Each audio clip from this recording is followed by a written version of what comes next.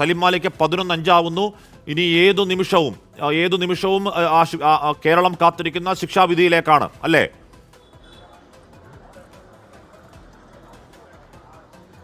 തീർച്ചയായും ഹാഷ്മി, അതിലെ ഏറ്റവും പ്രധാനപ്പെട്ട കാര്യം ഇപ്പോൾ ഹാഷ്മി വായിച്ചത് തന്നെയാണ്. മാധ്യമ വാർത്തകൾ നോക്കിയല്ല താൻ ജഡ്ജ്മെന്റ് എഴുതിയത് എന്ന് പറയുമ്പോൾ അതിൽ നിന്നും ജഡ്ജിയുടെ നിരീക്ഷണം, അതായത് ഒരു പൊതുബോധമുണ്ട്. ആ പൊതുബോധത്തെ നോക്കിയല്ല താൻ ജഡ്ജ്മെന്റ് എഴുതുന്നത്. തന്റെ ജഡ്ജ്മെന്റ് അത് കൃത്യമായും നീതി നോക്കിയിട്ടുള്ളതാണ് എന്നുള്ള ഒരു ജഡ്ജിയുടെ പ്രഖ്യാപനം കൂടിയാകുന്നുണ്ട്. എന്തായാലും അതിലെ ആ പ്രഖ്യാപനത്തിന് ശേഷമുള്ള ശിക്ഷാവിധി എന്ത് എന്നറിയാൻ ഇനി അല്പസമയം മാത്രമേ ഉള്ളൂ. എന്തായാലും ഇപ്പോൾ പോലീസിനെ അഭിനന്ദനങ്ങൾ കൊണ്ട് പ്രശംസ കൊണ്ട് മൂടുകയാണ് കോടതി എന്നുള്ളത് തന്നെയാണ്. ശാസ്ത്രീയ തെളിവുകൾ ഏറ്റവും നല്ല രീതിയിൽ ഉപയോഗിച്ചു എന്ന് കോടതി പറയുന്നു. സമർത്ഥമായി പോലീസ് കേസ് അന്വേഷിച്ചു. ഏതെങ്കിലും ഒരു ഉദ്യോഗസ്ഥന്റെ പേരെടുത്ത് പറയാൻ കഴിയില്ല എന്നുള്ളത് അത് തീർച്ചയാണ്. ഈ കേസുമായി ബന്ധപ്പെട്ട തുടക്കം മുതൽ നോക്കുമ്പോൾ തന്നെ നമുക്കറിയാൻ കഴിയും. ഒരു കോൺസ്റ്റബിൾ മുതൽ അതിലെ തലപ്പത്തുള്ള ഉദ്യോഗസ്ഥർ വരെ നടത്തിയ കൃത്യമായ അന്വേഷണം, സൈബർ സെല്ലിന്റെ സാധ്യതകൾ ഉപയോഗിച്ച, നൂതന സാങ്കേതിക വിദ്യകൾ ഉപയോഗിച്ച എല്ലാം കോടതി നിരീക്ഷിച്ചിരിക്കുന്നു, കൃത്യമായി അഭിനന്ദിച്ചിരിക്കുന്നു. കുറ്റകൃത്യം ചെയ്ത അന്ന് മുതൽ തനിക്കെതിരായ തെളിവുകൾ താൻ തന്നെ ചുമന്നു നടക്കുകയായിരുന്നു എന്ന് പ്രതി അറിഞ്ഞില്ല എന്ന് കോടതി നിരീക്ഷിച്ചിരിക്കുന്നു. ജ്യൂസ് ചലഞ്ച് തെളിഞ്ഞു എന്ന് കോടതി പറഞ്ഞിരിക്കുന്നു. നിർണായകമായ വിധിപ്പകർപ്പ്, അതിൽ 586 പേജുള്ള വിധിന്യായത്തിൽ നിർണായകമായ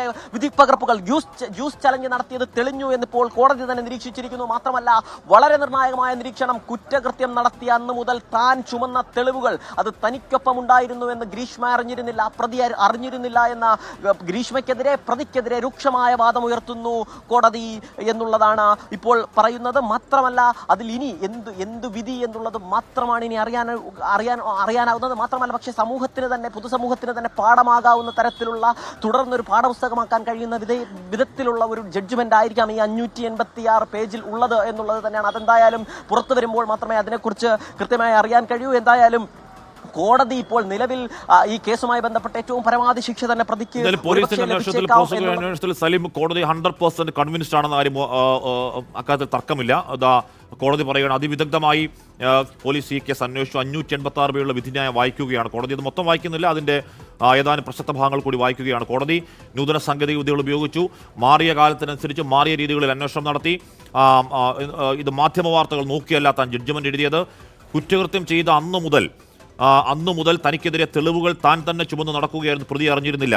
ജ്യൂസ് ചലഞ്ച് തെളിഞ്ഞു, IPC 307 തെളിഞ്ഞു. പോലീസ് പക്ഷേ ആ വകുപ്പ് ചുമത്തിയില്ല എന്ന് പറയാണ്. ഇത് വധശ്രമമാണ്. ജ്യൂസ് ചലഞ്ചിൻ്റെ കാര്യം ജ്യൂസ് ചലഞ്ച് തെളിഞ്ഞു, പക്ഷേ ഈ വധശ്രമം എന്ന IPC 370 തെളിഞ്ഞു ജ്യൂസ് ചലഞ്ചിലുള്ള, പക്ഷേ പോലീസ് ആ വകുപ്പ് ചുമത്തിയില്ല എന്നുകൂടി ക്രിട്ടിക്കലായി കോടതി പറയുകയാണ്. എന്തായാലും ഈ കേസിൻ്റെ ഗൗരവം അല്ലെങ്കിൽ ഈ കേസിൻ്റെ സീരിയസ്നെസ് അതേ അർത്ഥത്തിൽ കോടതി മനസ്സിലാക്കുന്നുണ്ട് എന്ന കാര്യത്തിൽ തർക്കം വേണ്ട. ഇത് അതിലൊറ്റ വാക്ക്, ഈ പറഞ്ഞ ഒറ്റ വരി തന്നെയാണ് തെളിവ്. കുറ്റകൃത്യം ചെയ്ത അന്നു മുതൽ തനിക്കെതിരായ തെളിവുകൾ താൻ തന്നെ ചുമന്നു നടക്കുകയായിരുന്നു എന്ന് പ്രതി അറിഞ്ഞിരുന്നില്ല. വിവാഹം ഉറപ്പിച്ച ശേഷം ഗ്രീഷ്മയ്ക്ക് മറ്റു ബന്ധങ്ങൾ ഉണ്ടായിരുന്നു തുടങ്ങിയ കാര്യങ്ങൾ കൂടി വിധിന്യായത്തിൻ്റെ ഭാഗമായി കോടതി പറയുകയാണ്. MG പ്രതീക്ഷ ഇവിടെ മാധ്യമ വാർത്തകൾ നോക്കിയല്ല താൻ ജഡ്ജ്മെന്റ് എഴുതിയത് എന്നതിലൂടെ കോടതി ഉദ്ദേശിക്കുന്നത് ഇത് വളരെ സെൻസേഷണലായ കേസായിരുന്നു. അതുകൊണ്ട് ഏതെങ്കിലും തരത്തിൽ എക്സ്റ്റേണൽ ഫാക്ടേഴ്സ് എന്നെ സ്വാധീനിക്കുന്നില്ല എന്ന് കോടതി തുടക്കത്തിലേ പറയുകയല്ലേ?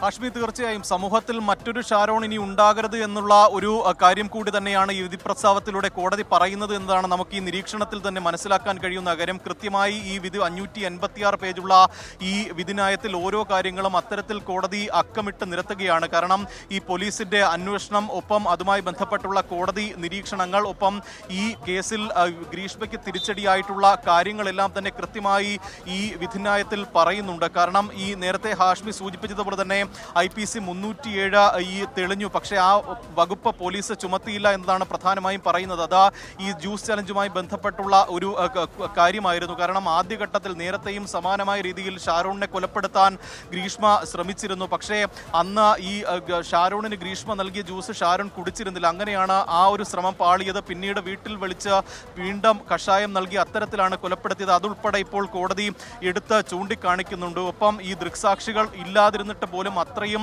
വളരെ കാര്യക്ഷമതയോടുകൂടി ഒരു അന്വേഷണം നടത്തി കൃത്യമായി ഒരു കണ്ടെത്തലിലേക്ക് അല്ലെങ്കിൽ ഒരു നിഗമനത്തിലേക്ക്, ഒരു പ്രതിയിലേക്ക് പോലീസിന് എത്താൻ കഴിഞ്ഞു എന്നതാണ് പ്രധാനമായും കോടതി ചൂണ്ടിക്കാണിക്കുന്ന കാര്യം. സമൂഹത്തിൽ നിലനിൽക്കുന്ന മറ്റൊന്നും തന്നെ മാധ്യമ വാർത്തകൾ ഉൾപ്പെടെ കോടതിയെ സ്വാധീനിച്ചിട്ടില്ല എന്നും കൃത്യമായ നിരീക്ഷണത്തോടെയും ഒപ്പം ഈ കേസ് അന്വേഷണത്തിന്റെ ഭാഗമായി പോലീസ് ഹാജരാക്കിയ തെളിവുകൾ, സാഹചര്യ തെളിവുകൾ, സാക്ഷിമൊഴികൾ ഉൾപ്പെടെ പരിശോധിച്ചുകൊണ്ടുള്ള ഒരു വിധിന്യായത്തിലേക്ക് കോടതി പോകുന്നു എന്നതാണ് നമുക്ക് ഈ നിമിഷം മനസ്സിലാക്കാൻ കഴിയുന്നത്. പ്രതീക്ഷ ഈ വിവാഹം ഉറപ്പിച്ച ശേഷവും ഗ്രീഷ്മയ്ക്ക് മറ്റ് ബന്ധങ്ങൾ ഉണ്ടായിരുന്നു. വിവാഹ നിശ്ചയത്തിന് ശേഷവും ഗ്രീഷ്മ ഷാരോണുമായി ലൈംഗിക ബന്ധത്തിൽ ഏർപ്പെട്ടു തുടങ്ങിയ കാര്യങ്ങൾ കൂടി ഒരുപക്ഷെ അത് വളരെ വിശദമായ വിധിപ്രസ്താവമായതുകൊണ്ട് തന്നെ ആ കേസിന്റെ എല്ലാ ഡയമെൻഷനുകളും പറയുന്ന കൂട്ടത്തിൽ കോടതി പറയുകയായിരിക്കും അല്ലേ പ്രതീഷ്?